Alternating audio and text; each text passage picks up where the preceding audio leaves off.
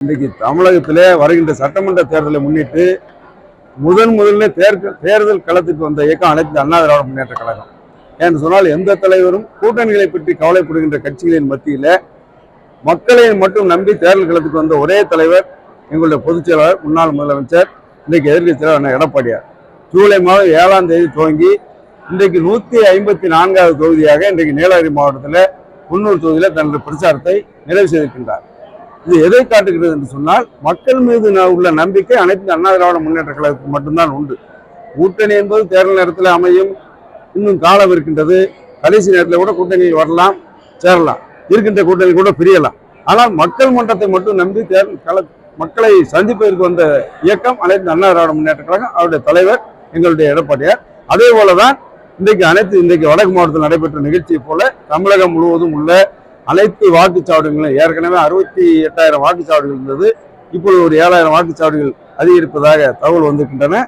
இத்தனை வாக்குச்சாவடிகளிலும் ஒவ்வொரு வாக்குச்சாவடியிலும் வாக முகவர்களை நியமித்து, பூத் ஏஜென்ட்களை நியமித்து அவர்களை பயிற்றுவித்து இந்த ஆட்சியின் விடிய ஆட்சியின் அவலங்களையும் தேர்தல் வாக்குறுதியால் ஏமாற்றப்பட்ட நிலைகளையும் இன்றைக்குள்ள நிலவரங்கள் அரசியல் நிலவரத்தை விட தமிழகத்தினுடைய கள நிலவரத்தை, விலைவாசி உயர்வு, சட்டம் ஒழுங்கு குட்டிச்சுவராகி, இன்னும் போதைப் பொருள் நடமாட்டத்தினால் பாலியல் வன்கொடுமை, கொலை, கொள்ளை, கற்பழிப்பு போன்ற அன்றாட நிகழ்வுகளை மக்களுக்கு எடுத்து செல்ல இன்னைக்கு பூத் கமிட்டி பணிகளை செய்கின்ற ஒரே இயக்கம் என்று சொன்னால் அதுவே அனைத்து அண்ணா திராவிட முன்னேற்ற கழகம் தான் முன்னெடுத்து அந்த பணியை செய்து கொண்டிருக்கின்றோம்.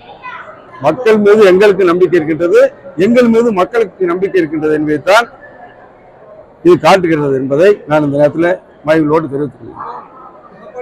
ஒவ்வொரு தொகுதியா சட்டமன்ற தொகுதியா பிரச்சாரம் போறாரு, மக்கள் கூட்டம் வருது. ஆனா நிறைய விஜய் மாவட்டத்தில் ஒரு இடத்துல கூட்டம் நடத்தாரு.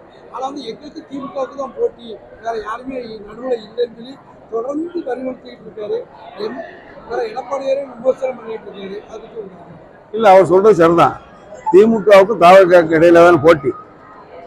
அது எதற்குன்னா 2வது இடத்துல யார் எதிர்கட்சியாக வரப்போகிறார்கள் என்பதற்கு தான், இந்த 2வது இடத்துக்கு திமுகவுக்கு இன்றைக்கு தாவக போட்டி என்ற நிலையில் தான் தமிழகத்தில் இருக்கின்றது.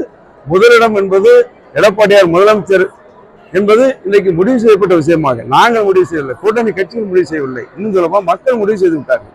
எனவே அனைத்து இந்திய அண்ணா திராவிட முன்னேற்ற கழகம் வெற்றி பெறப் போகின்றது, தனி பெரும்பான்மையோடு ஆட்சி அமைக்கப் போகின்றது. முதலமைச்சராக எடப்பாடியார் நிச்சயமாக வருகின்றார்.